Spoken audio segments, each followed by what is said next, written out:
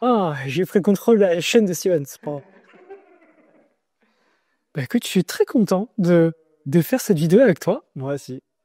Très content, ouais. Pour ceux qui nous connaissent pas, enfin, je pense que toi, ils te connaissent, moi, ils me connaissent un peu moins. Ça fait depuis quasiment un an qu'on se connaît, C'est ça. et un peu plus d'un an. Ouais. Et au fur et à mesure de cette année, j'ai pu te découvrir. On a fait des interviews ensemble, on est allé pas mal d'événements ensemble, on a passé beaucoup de temps à traîner dans des parcs ensemble C'est ça. et à se balader. Et du coup, j'ai pu découvrir davantage comment tu voyais le monde, ce qui t'inspirait, pourquoi tu faisais les choses. Et les gens aujourd'hui te connaissent surtout pour tes interviews. Tu as fait près de 600 interviews, Ouais, c'est ça. tu as fait un TEDx, Ouais. un documentaire, Ouais. et en même temps, cette vidéo marque en fait la fin de cette aventure-là. Ça veut pas dire que tu vas rien faire après, mais tu vas démarrer autre chose. La fin. C'est ça. Et cette vidéo-là, bah, c'est pour partager un petit peu, faire un récap de ton aventure, partager ce que tu as vécu et partager éventuellement des bouts de la suite. Exactement. Et c'est ça que j'aimerais bien faire dans cette vidéo, c'est que les gens puissent te découvrir un petit peu plus comme moi je te connais. Bah, j'aimerais bien te poser des questions pour savoir davantage bah, qu'est-ce qui t'inspirait, qu'est-ce que tu voulais faire à travers ce projet Racine Solaire, à travers ces interviews, à travers ton documentaire, à travers toutes ces rencontres. Ouais. Wow. Ça te va comme programme? Très très bien. Steven ne sait absolument pas quelles questions je vais lui poser. Tout est improvisé. C'est tout improvisé. Comme d'hab. Il a pris quelques petites notes au démarrage, mais sinon, on est en roue libre. C'est ça. Je sais pas. C'est ça. J'adore. Moi, je trouve ça très chouette. Et c'est d'ailleurs quelque chose que je voudrais démarrer sur ça, partager une petite anecdote sur Steven. Euh, à plein de moments, au bout de faire 600 interviews, tu commences à reconnaître des profils. Et ce qui m'avait le plus étonné à chaque fois, c'était, bah, est-ce que ça se répète pas? Après avoir interviewé un champion olympique, un deuxième, un troisième, ou un inventeur, un deuxième, un troisième, un quatrième, etc. Est-ce que ça se recoupe pas au final? Et il y a quelque chose que tu m'as dit, c'était, à chaque fois, il y a quelque chose d'inattendu que tu vas chercher. Est-ce que tu pourrais partager un peu plus cette philosophie de curiosité, d'aller explorer le monde, et ensuite cette petite perle supplémentaire que je trouve qui est une perle, t'as regardé, inattendue. Ah, merci Déo. Ça me touche. Ouais, bah écoute, en fait, au début, quand j'ai commencé mes interviews, tu vois, je suis parti sur une thématique, c'était le rêve. Et je disais souvent la question, ah bah tiens, est-ce que vous avez un conseil pour celles et ceux qui veulent réaliser leurs rêves? Et puis souvent, bon bah c'est marrant, au bout de la 10e, 20e, 30e, et puis là, tu commences à avoir les mêmes types de réponses, quoi. Ça devenait un peu bateau, quoi, à un moment donné, même si c'était une personne différente que je rencontrais. Et je me suis dit, waouh, attends, je sais pas, il y a un truc qui me dérange dessus, il y a quelque chose de plus fort que le rêve. Et puis, euh, et puis en fait, je crois que ça nous arrive à tous, tu vois, on fait des... C'est comme un cadeau que tu veux depuis longtemps et dès que tu l'as, bah, t'es content, quoi, évidemment. Tu es heureux de l'avoir, ce cadeau. Mais imaginons qu'il y a quelqu'un qui vient à côté de toi et qui t'offre un truc et que tu t'attends même pas à ce truc-là. Et là, tu te dis, waouh, il m'a offert un truc que j'avais même pas pensé, mais c'est puissant, son cadeau. Donc c'est ça l'inattendu. Tu vois, c'est quelque chose qu'on n'avait pas vu, mais qui est encore plus fort que ce qu'on avait prévu. Et là, je me suis dit, mais c'est ça en fait. C'est ça que je cherche. Et donc, chez chaque personnalité, bien sûr, tu as la vitrine, moi j'appelle ça la vitrine. Exemple, il est 6 fois champion du monde de Muay Thai, tu vois, bon, c'est génial, c'est un truc de fou quand même. Donc, ça, c'est la vitrine, parce que majoritairement, beaucoup de gens regardent, hein. Oui. Mais moi, c'est pas ça, étrangement, qui m'intéresse. C'est pas qu'il soit 6 fois champion du monde de Muay Thai, c'est Qu'est-ce qui t'intéresse? déjà, je regarde l'énergie. Pour... Hmm. C'est venu comment cette idée de se lancer, pourquoi 6 fois, pourquoi pourquoi il s'est lancé dedans. Donc, je vais chercher en fait la source, son enfance. Je vais creuser, et puis je vais aussi voir en même temps, tu sais, il y a une petite part d'intuition, d'instinct. Je sais j'avais entendu un journaliste dire que Les meilleurs journalistes, souvent, bah, je dis pas que je suis un journaliste, hein, parce que je me considère pas encore vraiment comme un, enfin, je me considère pas comme un journaliste, en fait. Je suis plus il a raison, Philippe, un découvreur. J'explore. J'ai dit au TEDx que j'étais un voyageur d'âme. Je voyage à travers les âmes, en fait. Et il disait que les meilleurs journalistes, c'était ceux qui avaient un part d'instinct, tu vois, d'intuition. Et en fait, j'essaie de lui poser la question à cette personne et puis de ressentir ce que cette personne, elle dégage cette énergie-là pour moi, d'authenticité, le vrai, quoi. Donc, c'est pas mental. Tu vois, on est en dehors du mental. C'est pour ça que souvent, des fois, les conférenciers qui disent des trucs, des tips, tu sais, moi, ça me saoule un peu. Parce que je sens que c'est faux. Tu vois, il y a des trucs faux. Mais les gens ne voient pas. Oui. Mais c'est vrai aussi, il faut dire les choses, c'est que j'ai une place privilégiée, c'est que j'interviewe des gens, donc du coup, il y a un petit côté, je vois des choses que d'autres gens ne peuvent pas voir. Je vois Les coulisses. Exactement. Donc, c'est pas la même chose quand tu es devant un écran et quand tu vois la personne en vrai. Là, tu vois tout, en fait. Ouais. Et tu vois la gestuelle, tu vois comment elle te regarde, tu vois l'énergie qu'elle émet. Et c'est pour ça que je dis toujours aux gens, allez-y, allez voir les gens en vrai. Parfois, tu vois, je disais même, avant de lire un livre, je préfère voir l'auteur. Parce que si je lis des livres, je vais être, comment dire, conditionné, formaté par ce que l'auteur a écrit. Parce que tu dire de magnifiques belles choses et si tu incarnes pas ça dans la vraie vie. Et moi, c'est la vraie vie qui m'intéresse, tu vois. Je vais rencontrer l'auteur. Si l'auteur me plaît, je vais lire son livre. Je suis l'inverse. Est-ce que tu as une personne en particulier qui, pour toi, a illustré ça? De quoi? Le fait que ce soit incohérent? Que ce soit cette authenticité entre le message qu'il partageait et du coup, lorsque tu l'as vu en vrai, tu dis « Ah, je sens que ça vibre authentique. » Attends, je réfléchis en termes de livre. Bah, Jean-Laurent Cochet. Jean-Laurent Cochet. Ouais. Est-ce que tu Qui est le professeur, enfin, maintenant il est plus là, mais c'était l'ancien professeur de théâtre de Fabrice Lucchini, Isabelle Huppert, Gérard Depardieu. Bref, il y a eu pas mal de gens qui ont Daniel Auteuil, tu vois, des gens incroyables, quoi. Et pourquoi je suis allé vers lui? Oui. En fait, l'histoire est très simple, c'est que je suis un garçon qui est très introverti, timide. Et j'ai vu que, à l'époque, je regardais beaucoup les interviews de Depardieu. Bon, après, il y a une histoire avec lui en ce moment, c'est pas top. Mais au-delà de cette histoire-là, c'était plutôt le côté mutique, parce qu'il était mutique jusqu'à l'âge de 16 ans. Et moi, ça m'intéressait. Comment il s'est transformé, quoi, le gars? Il est passé du mutique à, waouh, un monstre sacré du cinéma, quoi. Et Depardieu dit que, voilà, il a rencontré Jean-Laurent Cochet. Il a permis bah, de s'ouvrir et de se cultiver aussi, et puis je pense, de faire ressortir ce qu'il avait en lui depuis longtemps, tu vois. Je dis, mais il faut que je rencontre ce gars, quoi. Jean-Laurent Cochet. Déjà, est-ce qu'il a envie? Je vois qu'il a envie, hop, je regarde des pages blanches, je trouve son numéro. C'était en quelle année? C'était il y a 4-5 ans, je crois. 5 ans. Ouais. Il y a 5 ans. Donc, je sais pas, on était encore en 2018, 2019, c'est ça, exactement. Donc, je trouve son adresse, j'arrive chez lui, j'ose pas sonner, donc j'aime pas sonner chez les gens comme ça. Donc, qu'est-ce que je fais? Par respect, tu vois. Donc, j'attends à l'extérieur. Toujours pas arrivé. Je suis revenu le lendemain, à une heure différente. Toujours pas. Je suis revenu le 3e jour, plusieurs heures dans la soirée, et j'étais avec mes lunettes de soleil, j'avais cassé mes lunettes, en plus. Et c'est marqué, en plus, à côté, attention, en ce moment, il y a un cambrioleur qui rôde. C'est lui, cambrioleur asiatique. C'est trop simple, pas. Et puis il y a une nana, enfin, une grand-mère qui m'a demandé, une grand-mère qui m'a demandé, monsieur, vous attendez qui, là? J'étais honnête, je vais le rencocher, je veux le voir. Elle m'a dit ok, elle m'a laissé tranquille. Et puis après, hop, vers les 18h30, 19h, je vois démarquer je vois un taxi, il s'arrête devant sa porte et lui, il sort. Je dis, waouh, génial, il est là, quoi. T'as attendu 3 jours pour rencontrer. 3 jours. J'ai changé des heures. J'ai fait, je crois, j'ai fait 8 heures jusqu'à midi. Et après, je suis venu le lendemain de 13h jusqu'à 16h. Et puis après, j'ai fait 17h jusqu'à 21h. Tu vois, j'ai essayé de changer les heures. T'as vraiment campé pour vraiment le rencontrer, quoi. Pour le rencontrer, ouais. Parce qu'il n'y avait pas de site internet. C'est un mec à l'ancienne, tu vois. Bon. Pas de réseaux sociaux, rien. Donc, que le numéro de téléphone. Et encore, c'est compliqué. Je préfère voir les gens en vrai, c'est mieux. Donc du coup, je le vois, je cours vers lui, je dis waouh, monsieur, vous êtes un génie. Et puis, tu sais, il est resté statique comme ça. Et puis, je dis, te prenais pas, quoi, le mec, tu vois.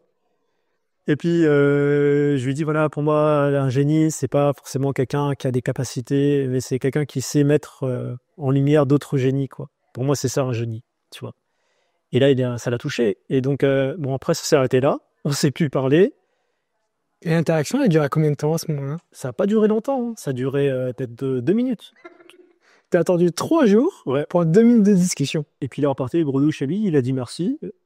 Ça a flatté son ego, certainement, tu vois. Et puis, hop, chacun rentre, lui rentre chez lui, puis moi, je sors, quoi. Tu vois. Mais après, je me suis dit, bon, tiens, je vais lire son livre. Il en a fait beaucoup, et j'en ai lu un. C'était sur l'art du comédien. Et dans son livre, là, il dit plein de choses intéressantes, dans les techniques pour devenir comédien. Et puis, il parle d'un poème qu'il recherche depuis des années, qu'il n'a pas retrouvé. Donc, du coup, waouh, j'ai dit, waouh, ça pourrait être un cadeau pour lui, tu vois. Et puis, je vois sa date de naissance, il dit quand il est né et tout. J'ai dit, tiens, je vais lui offrir ce poème qu'il recherche tant depuis des années. Donc, j'ai dit à mon père de faire une petite redure. Donc, il me l'a passé, mon père. Et puis, le jour de son anniversaire, le 13 janvier, je crois, le 13, le matin, eh ben, je suis devant sa porte et puis je lui offre le cadeau. Il croyait pas, quoi. Il était inattendu. Bah, c'est ça l'inattendu. Ça fait partie de l'inattendu. C'est pas un truc il s'est dit, tiens, je veux avoir ça, mais c'est quelqu'un qui l'offre. Un truc, lui, enfin, tu vois, il a pas dit dans le livre, je voudrais avoir ça comme cadeau d'anniversaire. Mais c'est le fait que tu détectes quelque chose, en fait, tu t'intéresses. Quand je dis intéressé, c'est ça, intéressé. Là, je me suis vraiment intéressé au personnage. Tu as beaucoup de gens, je suis sûr, qui ont lu ce livre, ont dû regarder toutes les techniques pour devenir Comédien. Moi, je m'en foutais, en fait, des techniques de comédien. Tu regardais quoi? Tu voulais t'intéresser à la personne, qu'ils étaient? Parce que je trouvais qu'il écrivait bien et pas avec des mots simples. Il parlait de source, la source, l'énergie. Il disait, on n'est pas là pour apprendre, on est là pour se redécouvrir. Moi, ça me parle, hein, ces mots-là. Ça me parle beaucoup. On dit toujours tous, on est là pour apprendre, on est là pour se redécouvrir. Et c'est pas faux. C'est pas, tu vois, il fait pas le malin, quoi. Il joue pas avec des mots pour se donner un genre. Ça me parle, ça vibre en moi, tu vois, ces mots. Et c'est pour ça que ça m'a tellement touché que je me suis dit, faut que je le remercie à ma façon. Et comment le remercier? Bah, mes meilleurs atouts, c'est l'écoute et du coup l'attention. Et du coup, son anniversaire, j'ai pensé à ça. C'est venu comme ça, en fait. Et là, je lui offre ça, là, il était super content. Et puis le soir, il m'appelle le soir et puis il me dit, voilà, ton cadeau m'a vraiment touché. Et on a même fait un cours sur cet auteur-là, à mes élèves. Je dis, waouh, c'est fou, hein, ce truc. Les élèves, imaginons, je sais pas ce qu'il a dit à ses élèves, mais waouh, c'est fou, quoi, de se dire que on est tous comme des flambeaux, quoi, tu vois. C'est pas un qui est supérieur et nous, on est là. Je pense que ça fait du bien qu'il y ait quelqu'un qui impulse de l'énergie, quoi. Parce que lui, j'imagine, il a toujours fait ça pour les autres, mais là, waouh, Quelqu'un fasse ça pour lui. quelqu'un, waouh, il pense à moi, enfin bref, tu vois, ça fait quelque chose, je pense. C'est vachement touchant, un cadeau comme ça qui est connecté à l'autre et qui témoigne un véritable intérêt pas de surface, mais de fond, qu'est-ce qui était cher à son cœur. Ouais. Puis voilà, ça peut partir sur un autre sujet, mais souvent, les personnalités comme lui et comme d'autres, comme Philippe Gillet avec des crocodiles ou Michel Anglade avec des hélicoptères, souvent, c'est des personnalités qui font un peu peur parce qu'ils sont charismatiques. Tu vois, ils ont une telle prestance. Mais en fait, c'est des gens solitaires. Et eux, ils veulent des gens qui renvoient la balle un peu, parfois. Pas tout le temps qu'ils prennent, quoi. Il prend. Parce que tu sens qu'ils ont de l'énergie et nous, vas-y, donne, tu vois. Et là, ça leur fait du bien de voir quelqu'un qui, en plus, je suis pas comme eux. C'est ça qui est assez marrant. Je suis dans un registre je suis calme, je suis serein. Et c'est ça qui est paradoxal un peu chez moi, d'ailleurs. C'est ça qui est un peu paradoxal. Je dis rien, et hop, je vais sortir un truc du chapeau magique, et ça, waouh, ok. Et à son contact, qu'est-ce que tu as découvert d'authentique, tu disais, entre le livre, entre ses paroles, entre ce qu'il projetait, et qu'est-ce qui t'a touché dans son authenticité? Sa douceur. Douceur. Parce que c'était réputé pour être quelqu'un de dur. Mais il était dur, j'imagine, mais juste. Mais sa douceur. Et puis, il partage, quoi. Et puis, il dit tellement de choses. J'aurais aimé avoir une personne comme lui, comme professeur en tout cas en français. J'aurais été très bon, je suis sûr, avec un prof comme lui. Et c'est là que j'ai compris, waouh, en fait, on parlait de l'écoute, mais lui aussi, il s'est écouté. Et en plus, ça fait du bien, il est doux, en fait. Et en même temps, il est pas exigeant, il est exigeant, il y a de la rigueur chez lui. Tu vois, on sent qu'il maîtrise, quoi, le registre, quoi. Et c'est là que j'ai compris, ouais, je comprends pourquoi des gens comme Depardieu ou Lucchini se sont transcendés, quoi. Parce que ils sont aussi très sensibles, c'est des hypersensibles, hein. Depardieu et Lucchini, c'est des gens... et je comprends. C'est pas qu'un professeur, c'est un mentor, c'est un papa. Et d'un côté, ouais, je comprends, j'ai compris maintenant pourquoi ils étaient si forts après. C'est ça que je voulais découvrir, justement. Tu vois, ça, tu peux pas le savoir en lisant le livre, les techniques du comédien, c'est en allant voir la personne, quoi. En allant vraiment au contact d'eux. Et ça, c'est là que j'ai compris. J'ai dit, ouais, ça m'étonne pas. C'est un peu comme des sportifs tu vois, les parents qui les encouragent, je pense au tennis, tu vois. Oui. Et bah, je comprends. Ça aide énormément. Ça change tout de la donne. Et là, c'est incroyable l'histoire que tu as eue avec lui, parce que après t'as été encore en interaction avec lui pendant plusieurs années avant malheureusement qu'il décède. C'est ça. Ouais. Et là, tu nous as partagé ta rencontre qui était, je dirais, pas vraiment commune, disons atypique. Ton interaction avec lui qui était aussi atypique. Et ça, c'est une rencontre parmi plein que tu as faites.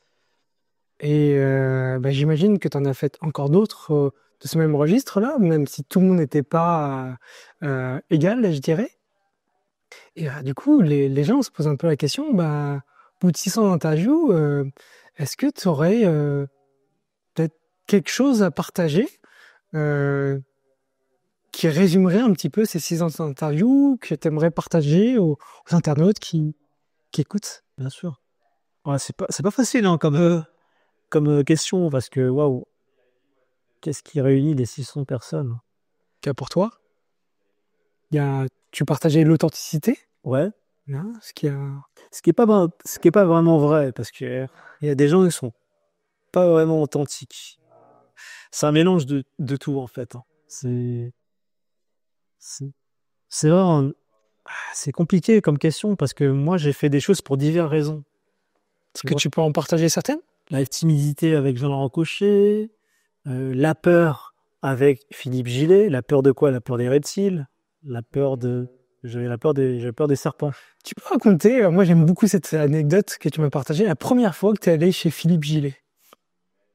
Qu'est-ce qu'il a fait de particulier moi, lorsque tu m'as raconté ça, je me dis, mais il est fou dans sa tête. Bah déjà, pour raconter un peu l'histoire, je l'ai rencontré, c'était quoi, peu de temps après avoir rencontré Louis de Causan, qui est le prince, qui est le cousin du prince de Monaco, et puis il avait des serpents chez lui. Et puis j'ai dit, tiens, on va voir Philippe Gillet. Et puis il a dit, waouh, tu vas rencontrer la légende. Et j'ai dit à Louis, écoute, si tu veux, tu peux venir avec moi. Mais moi, j'ai trouvé ça marrant d'emmener un conte avec moi, voir un monsieur qui est avec des crocodiles. Je trouvais ça un peu surréaliste, quoi. Puis du coup, il m'a payé le billet de train, on est partis tous les deux ensemble. Et puis, on s'est dit dans le train, est-ce que c'est vraiment vrai? Est-ce qu'il maîtrise vraiment les serpents à main nue? Est-ce qu'il a vraiment... On y croyait peut-être même pas, tu vois. Et donc, il fallait voir. Arrivé là-bas, Phil nous accueille comme des rois. Et puis on arrive en haut, à l'étage, et puis on est assis dans un salon, et puis il nous balance l'alligator sur nous, comme ça. Surréaliste. Surréaliste. Louis de Causan, qui a un conte qui a vu des princes, des princesses. Lui, il m'a dit, j'ai jamais vécu ça dans ma vie. Et d'ailleurs, il m'a dit un jour, tu vis comme un milliardaire, sans être milliardaire. Tu fais des choses avec pas grand-chose et des bouts de petits ficelles. Moi, je dis c'est artisanal, en fait, ce que je fais. Mais tu vis comme des milliardaires. Si lui me dit ça, je prends comme ça comme un compliment, tu vois. Et c'est ça que je trouve très fort dans ton histoire. C'est que tu fais des choses avec beaucoup d'énergie et peu de moyens financiers. Tu as entendu me dire que de temps en temps, tu as pris un bus. Ça. En fait, tu n'avais pas suffisamment d'argent pour te payer un hôtel. Ça. Et en fait, tu as fini une blanche et tu t'es baladé dans la ville, quoi. C'est ça. Et c'est ça que les gens oublient à certains moments. Enfin, et qui connaissent peut-être pas de toi. Non, ils connaissent pas C'est ça. que... Parce que je l'ai pas raconté. Ouais. Et puis, je suis pas du genre à... C'est dans ma personnalité aussi. Je dirais pas ma nature, mais c'est ma personnalité dans le sens où j'aime pas dire, voilà, regardez, j'ai... Mais justement, on est là pour ça aujourd'hui. C'est le moment où moi j'aimerais bien que les gens te découvrent davantage comme moi je te connais. Bah oui, Il y a des choses on partage en off avec Steven c'est ça. et c'est ça que j'aimerais bien mettre davantage en lumière. Ouais. Et pour cette anecdote-là, c'est vrai que Parce qu'en fait, il y a tellement de choses. C'est tellement... il y a tellement de savoir, de connaissances, de rencontres que j'ai faites que du coup, c'est difficile de l'expliquer en quelques minutes, tu vois. bien sûr, Donc, faut passer un peu de temps. Ça dépend pour qui. Toi, tu as capté un peu mon énergie dès le début. Mais tu as vu, c'est un travail couche par couche. Couche par couche, parce que c'est pas pour dire, mais j'ai un gros truc, quoi. De personnes, de choses, et c'est difficile de résumer ça en 2 minutes. Parfois, qu'on me demande, là, sur le moment, tu l'as vu à l'événement, des fois, c'est compliqué d'être pris par l'événement, il y a plein d'interactions autour, et puis les gens, ça peut-être ça les soulève aussi, parce qu'ils veulent qu'on parle d'eux aussi. Certes, et à ce côté-là, oui. Donc finalement, les gens ne savent pas ce que je fais, quoi. Vraiment, ma vraie démarche, tu vois. Ils voient que 600 interviews. Un TEDx, un documentaire, et encore, ils oublient juste ça, ils disent juste 600 interviews. Oui, c'est tout. et est-ce que tu pourrais partager un bout de ta démarche? Je sais que c'est souvent en plusieurs strates. Ouais, bien sûr. Ou déjà peut-être aborder la première strate. Ouais, ça. Je te disais, c'est par palier. Par exemple, tu vois, le premier palier, c'était les personnes âgées. Pourquoi? Parce que je me suis dit, tiens, faut que je rencontre des gens, ils vont peut-être bientôt mourir. Et je me suis dit, tiens, ce qui m'intéressait, c'était la longévité, le secret de la longévité. Donc j'ai été voir, pas n'importe qui, Robert Marchand, qui est plus là malheureusement, il est mort à 109 ans, recordman du monde des 100 km et de l'heure, des super centenaires. Schwarzenegger a dit un jour sur son compte Twitter, c'est un homme que je respecte sur cette terre, c'est pas Laurent Marchand, c'est Robert Marchand, tu vois. Ça, je trouve ça beau, enfin je trouve ça génial qu'ils connaissent le monsieur, quoi. Ouais. Donc voilà, c'est ça, la longévité chez les personnes très âgées. Après, je suis parti dans un autre registre, plus côté fête. Donc, j'ai fait Campion, les fêtes foraines, la foire de la Trône. On l'appelle le roi des forains. J'ai rencontré la famille romanesque, cirque tzigane. Donc, tu vois, côté plus cirque, forain, tzigane, nomade. Ça m'intéressait aussi, cette partie. La santé. Tu vois, santé sport avec Puma, Gassan. Après, j'oublie tellement, et il y en a tellement. Christian Head, qui est une des plus grandes entraîneurs de chevaux, de course. Et donc, elle parlait des chevaux, quoi. C'était intéressant. L'écoute des chevaux. Plein de choses. Donc, je me suis dit, tiens, touche à l'humain, touche aux animaux, après touche aux plantes. Donc, du coup, j'ai rencontré Alain Baraton, chef jardinier du château de Versailles. Tu vois, j'essaie un peu je m'amuse, en fait. Je varie les formes, les éléments. Donc, du coup, je dis plus humain, je dis plus humanité, je dis vivant. Je m'intéresse au vivant. Je sais pas pour faire genre, je me la joue, mais c'est le vivant, tout court. Et t'as exploré de l'humain vers d'autres choses, et en fait, t'as vu que ça faisait comme une sorte de cartographie, et c'était plus large que l'être humain, et c'est pour ça que t'appelles ça vivant aujourd'hui. C'est ça. Et après, j'ai fait, toi, ça va te plaire, les aventuriers. J'ai fait les aventuriers. Donc là, j'ai dit, bon, il y a toujours mon côté extrême. Je me suis dit, va rencontrer quelqu'un qui a fait le tour du monde à pied. Alors, il y en a qui l'ont fait, mais j'ai voulu chercher le plus loin, qui a fait le plus, tu vois. Donc, je suis tombé sur un mec, Jean Béliveau. Oui. Donc il a fait ça pendant 11 ans, quoi, le mec. C'est incroyable. À l'âge de 40 ans. Et voilà, le mec, il a rencontré 3 prix Nobel de la paix, mais Nelson Mandela, c'est pas tout le monde qui rencontre Nelson Mandela, je crois, sur mon chemin, qui lui a dit, voilà, il faut plus de gens comme toi sur Terre. Il lui a dit ça. Et il a dormi après peu de temps chez moi, dans mon dans mon 19 mètres carrés, avec sa femme de l'époque. Je les ai dormi chez moi pendant 3 jours. Et c'est ça que je trouve incroyable parce qu'à certains moments, on se dit pour rencontrer ces personnes, faut avoir fait des trucs extraordinaires, soit avoir des ressources extraordinaires.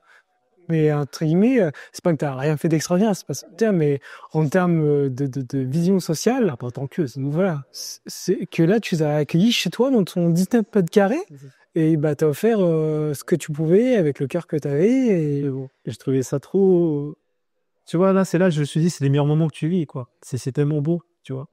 Et je me suis dit toujours, bah, je suis content d'être quelqu'un. En fait, je me suis servi de fait que je sois un inconnu. Je me suis dit, c'est une force.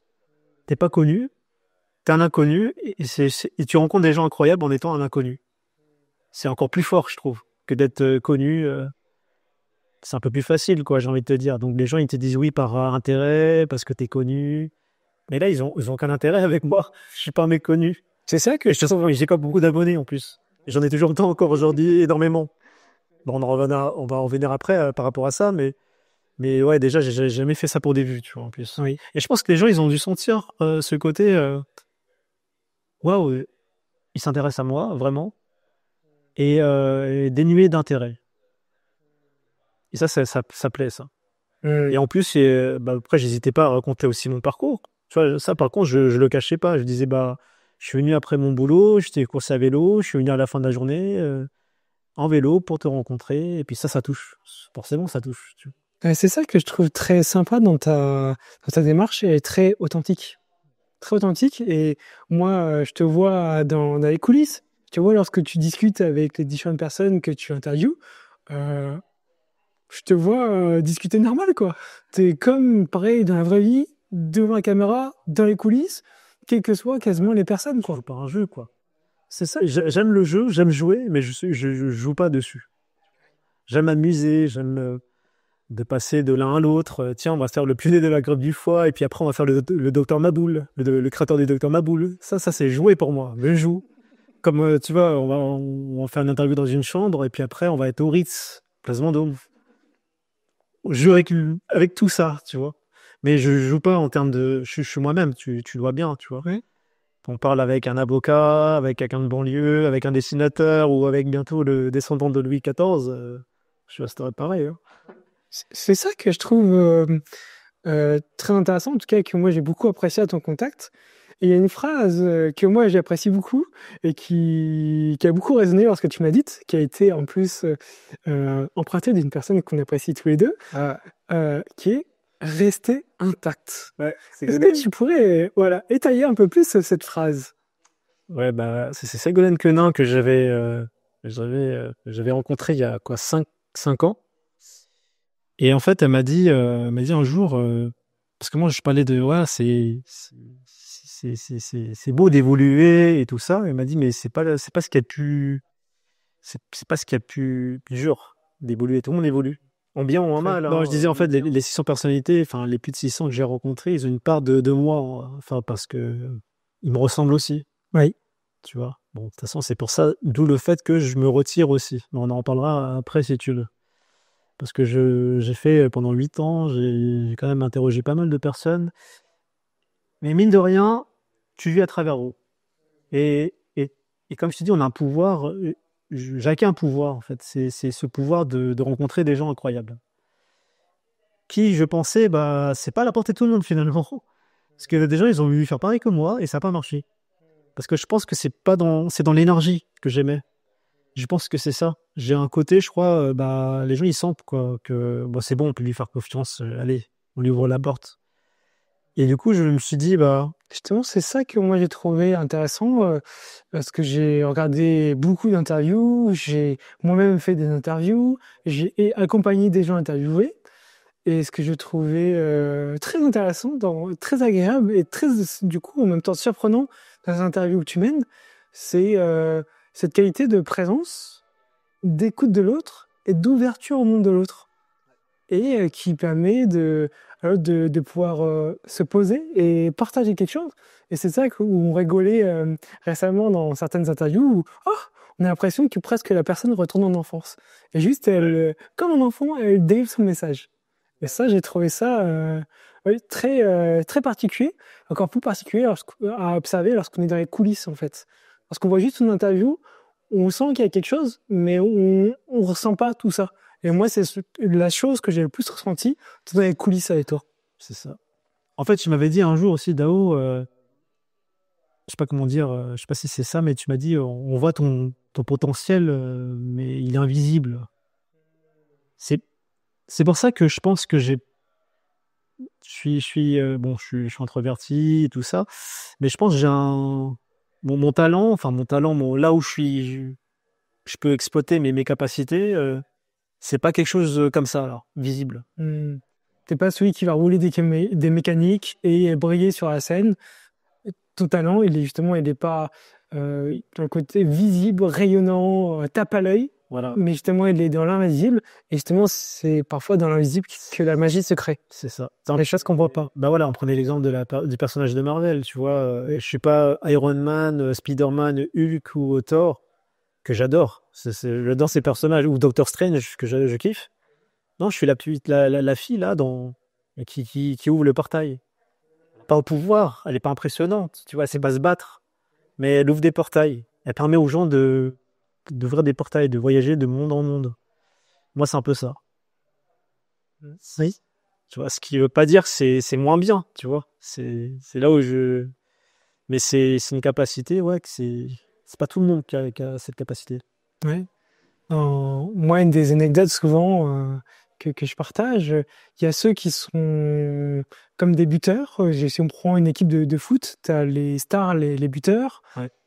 Mais tu en as un qui est vachement important, c'est celui qui va pouvoir distribuer la balle.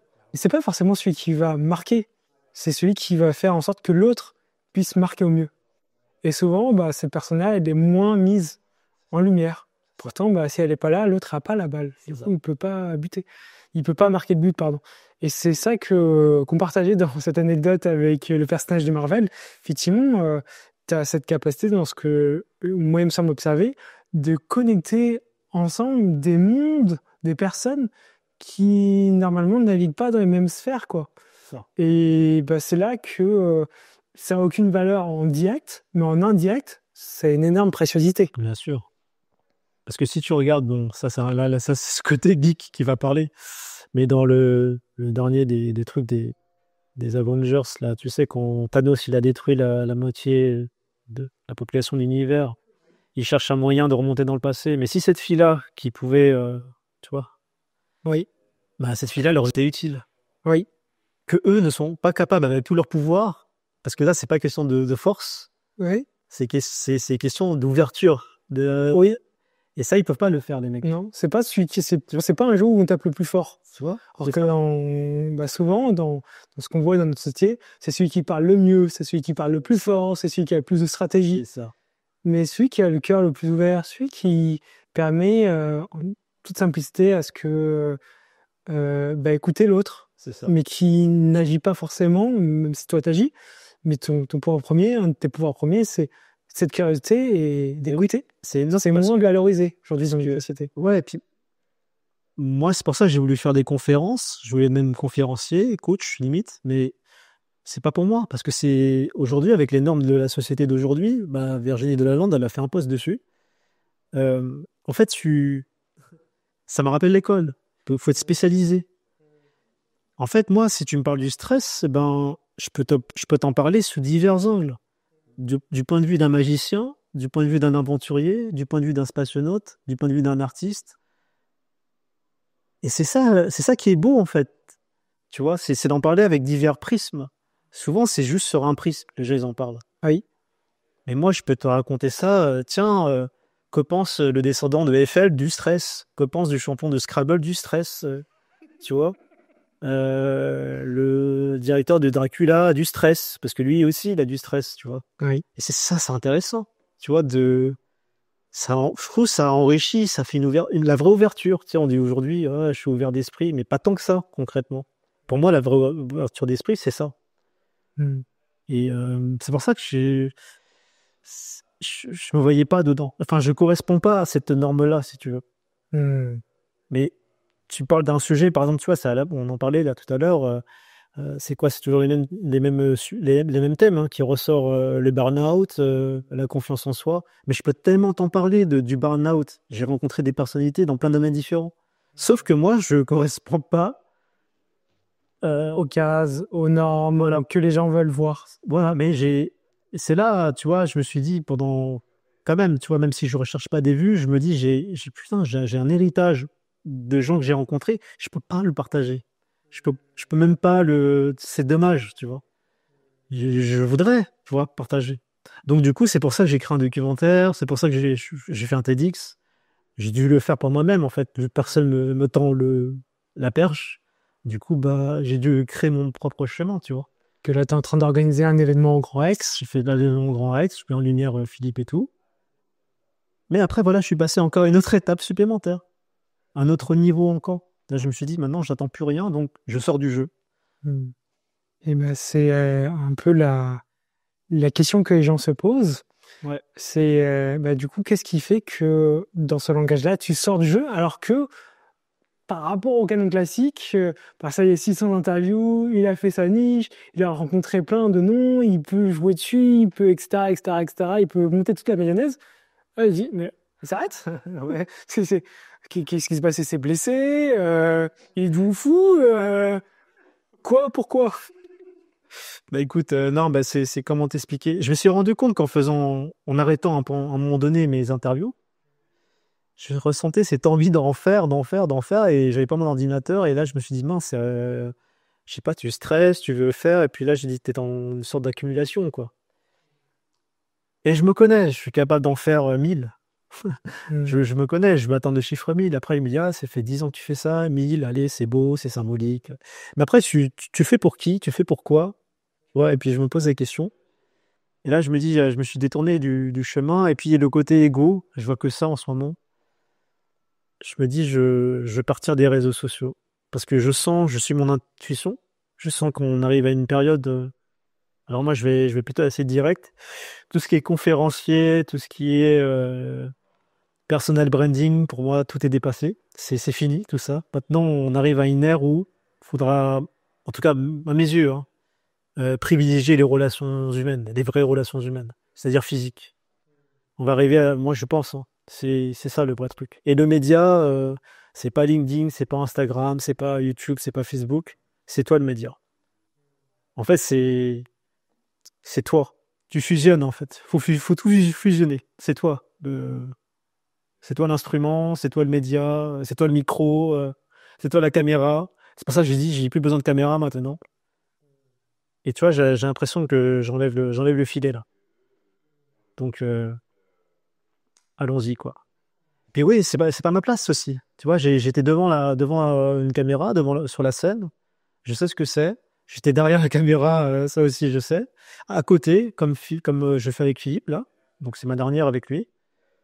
Je me suis rendu compte que j'étais pas fait pour être enfin, oui, je suis pas fait pour être agent ou tout ça. Je peux le faire, tu vois. Mais c'est pas ma place. Et donc, il faut admettre ça. Tu vois, c'est important. Je trouve ça très riche, là, ce que tu es en train de partager. Et parce que c'est très rapide de se prendre les pieds dans le tapis et se dire, je suis agent, je suis directeur machin, machin, machin, etc. Avec tous les titres qui peuvent, que naturellement, on peut leur nier. Quand tu as ressenti que c'était pas ta place, ni devant la caméra, ni derrière la caméra, ni à côté de la caméra? En fait, ça cogitait dans ma tête depuis longtemps, ça. Et je t'ai dit, c'est quand j'ai senti cette nervosité-là, je me suis dit, waouh, là, c'est ton ego, là. J'ai l'ego, bien sûr. On a tous de l'ego. Mais là, j'ai dit, waouh, l'ego, il a pris plus d'ampleur, là. Et là, c'est pas bon. Tu vois, là, je me suis dit, là, c'est pas bon, Steven. Et puis, je sais pas, ça me mettait un poids et puis une attente. Et c'est là, je sais pas, instinctivement, t'as envie de dire, bon, allez, il faut que je fasse plus de photos. Faut que je mette des posts, il faut que j'aille compléter des trucs encore plus poignants sur LinkedIn peut-être. Et là, je dis non, je vais pas faire tout ça. je vais me retirer de tout ça et je vais réaliser mes rêves, quoi, mes vrais rêves à moi, tu vois, vivre, en fait. Vivre. Comme le titre du TEDx, tu vois, c'était vivre sa vie. Bah, c'est ça. Je vais vivre ma vie, tu vois. C'est ça que je veux faire maintenant. Donc maintenant, les gens ils disent ouais, t'arrêtes tout. Bah non, j'arrête pas tout parce que je continue mes rencontres, mais pas en faisant des interviews, en allant rencontrer des gens incroyables qui sont peut-être même jamais médiatisés. Tu vois, j'en ai parlé tout à l'heure. Euh, Tu vois, t'as un Australien qui a 80 ans, qui sauve la vie de 2000 bébés, ou j'ai entendu parler d'un pêcheur qui sauve, qui nourrit tout un village. Enfin, des gens comme ça m'intéressent. Je sais pas pourquoi, et je veux pas avec une caméra, je vais pas les filmer, je veux les rencontrer. Tu vois, et vivre des trucs avec eux, et vivre même des trucs avec des gens que j'ai interviewés. Donc du coup, revaloriser toutes les rencontres que j'avais faites avant. Pas être dans l'accumulation, ou se servir d'un nom pour me vanter devant des gens. Regardez, j'ai rencontré un tel, un tel, un tel. Ça m'intéresse plus du tout, ces trucs-là. Ouais, je suis pas dans. J'ai jamais été dedans, hein, de toute façon, mais tu peux t'y prêter à ce jeu-là parce que ton média marche pas autant, parce que tu voudrais avoir de la visibilité. Maintenant, je cherche plus à avoir de la visibilité, hein. Je cherche plutôt à encore découvrir des choses sur cette terre. Ouais. Ouais. Et bah, certains je pense, ressentent ce que tu vis et sont parfois même dans cette même situation où ils sont dans un endroit où ils se sont nichés, où ils se sont spécialisés, où ils ont eu un certain succès et hésitent à faire perdurer leur succès, quels que soient leurs termes, leurs critères de succès. Et moi, ce que j'entends, c'est que là, tu sentais que l'alignement commençait à se désaligner et que dans notre langage, tu commençais à perdre en rester intact. Ouais, exactement. Ça aurait été quoi, là, parce que là, on tourne, on est mi-janvier. Cette vidéo-là, elle va être diffusée aux alentours du 20 mars. C'est ça. Ça aurait été quoi là, si tu te projettes et que tu continues encore plus loin que le 20 mars, ça aurait été quoi les risques de, justement, de pas rester intact? Bah, je me fourvoie en fait. Je vais dans un faux. Comment dire? C'est l'illusion en fait. Je sais pas comment te dire. Je vais encore continuer. Je me connais, hein, je suis capable d'en faire énormément des interviews. En fait, on me dit, est-ce que je suis motivé, hein. Oui, parce que tu fais deux, trois interviews par semaine, en fait. Oui. Ok. En fait, je m'arrête. C'est pas parce que je suis plus motivé. C'est parce que je veux vivre autre chose. C'est pas une question de motivation. Je peux en faire encore. Tu vois encore, j'en fais encore. Mais il faut que je me mette une date parce que je suis inarrêtable. C'est comme avec Puma, on a fait un documentaire et puis il disait à un moment donné dans la vidéo, oh là là, toi, ça va trop vite, quoi. T'es capable d'en faire. Au départ, j'avais dit qu'on faisait 15 interviews, on est passé à 50. Et je suis inarrêtable. Il faut que je me mette un truc parce que sinon, je me connais. J'ai un côté un peu, peut-être autiste dessus. Mais, euh, mais non, je mets cette date du 20 mars parce que ma vie, elle a commencé bien avant les interviews et là, je vais la continuer encore après, quoi. C'est un passage, en fait. C'est pas ma vie, hein. J'ai jamais voulu.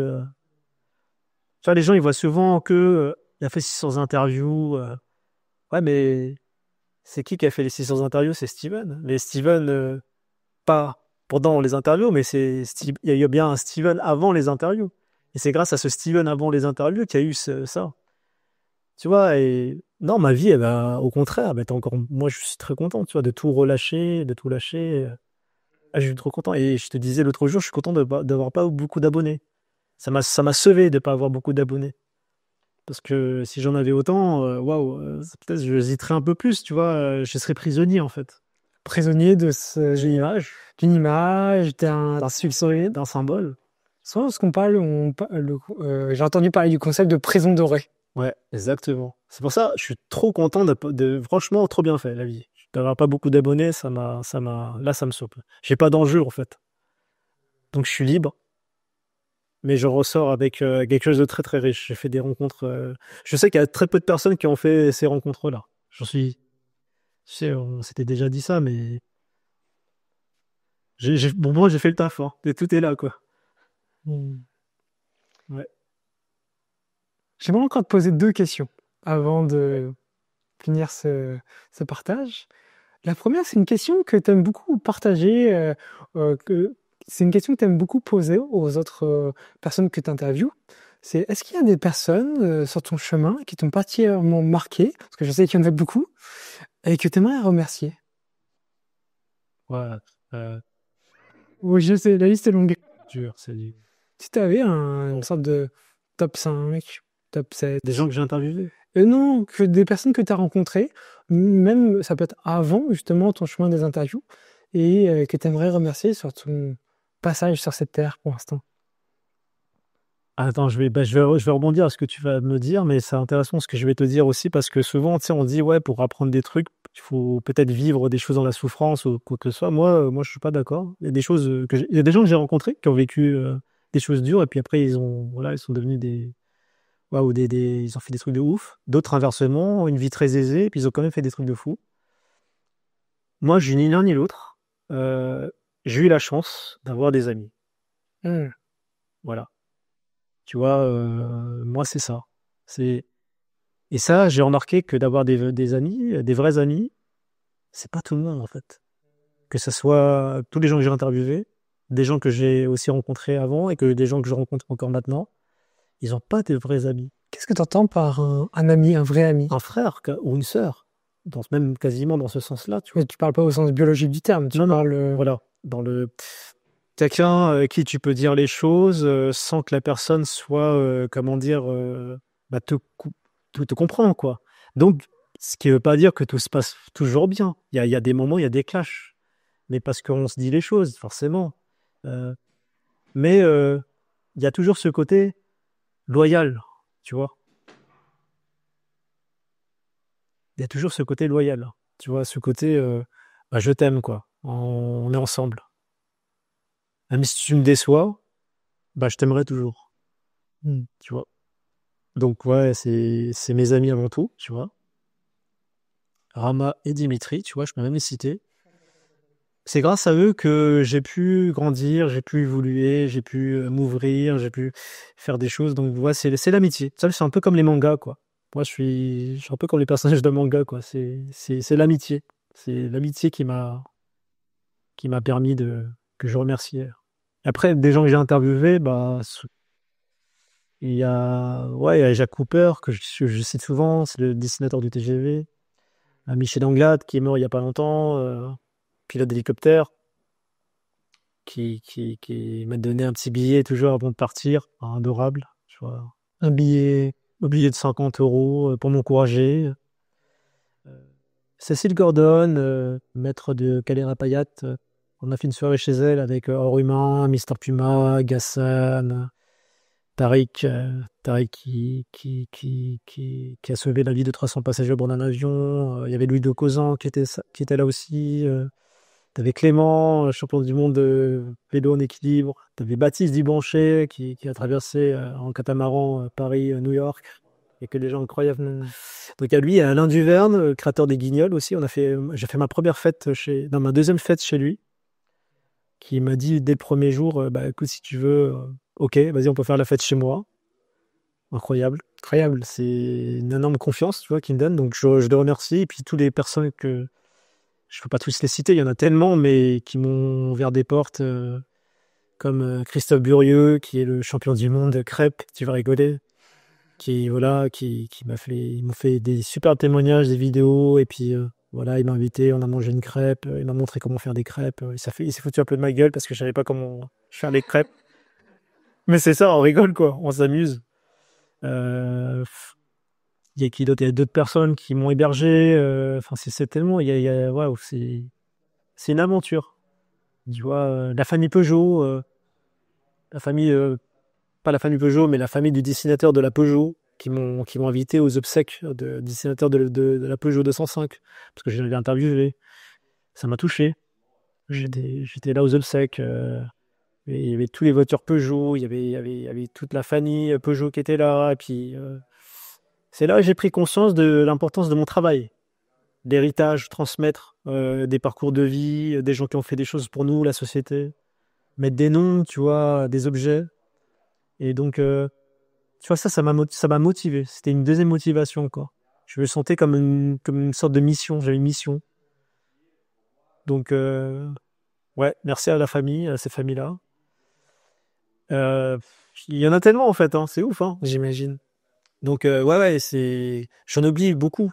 Il y a David Bell aussi, avec qui on a beaucoup échangé. Euh, il y en a tellement. J'en oublie.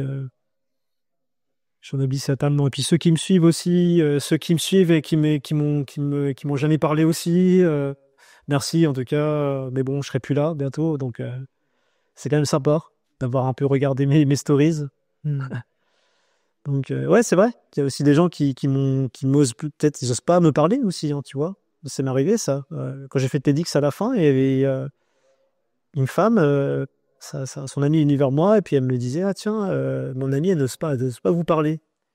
Tu vois, c'est fou l'image, la scène, ou le fait d'être derrière une caméra ou d'avoir un média impressionne les gens.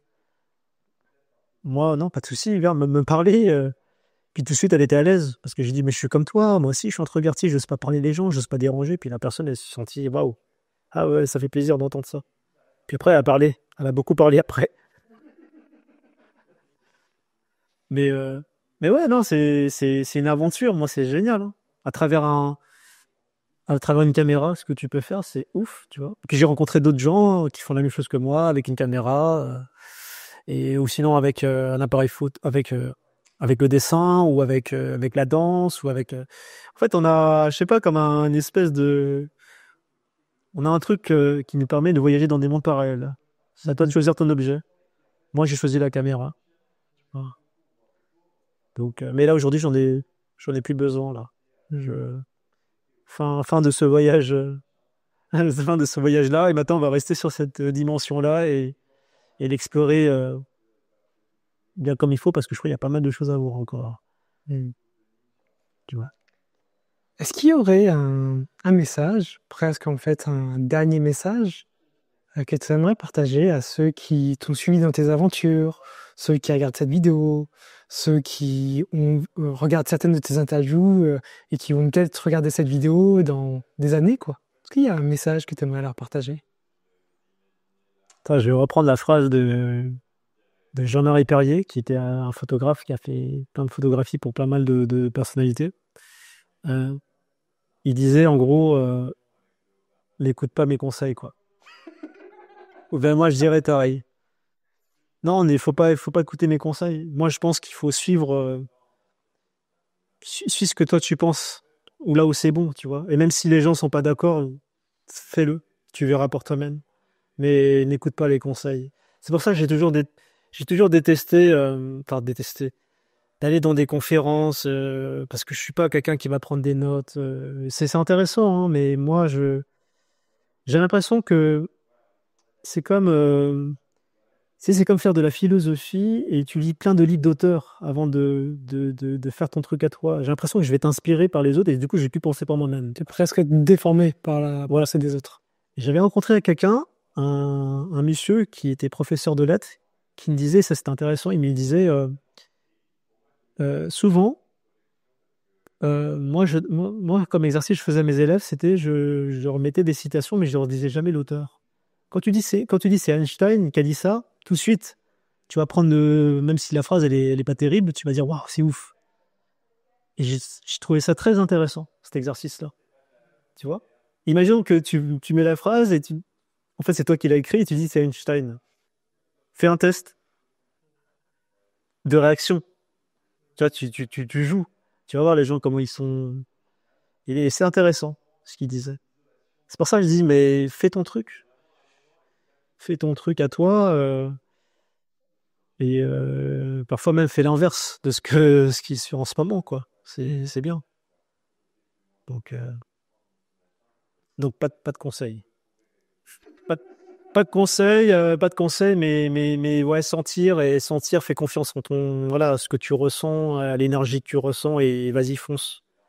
Et n'aie pas peur d'être déçu aussi, parce que souvent, il y a le côté, il m'impressionne, il est connu, elle est connue, Moi, je m'en fous complètement, tu vois. C'est Clément qui fait du vélo. Il m'a dit, mais toi, Steven, quand quelqu'un te déçoit, même une personnalité, t'es capable de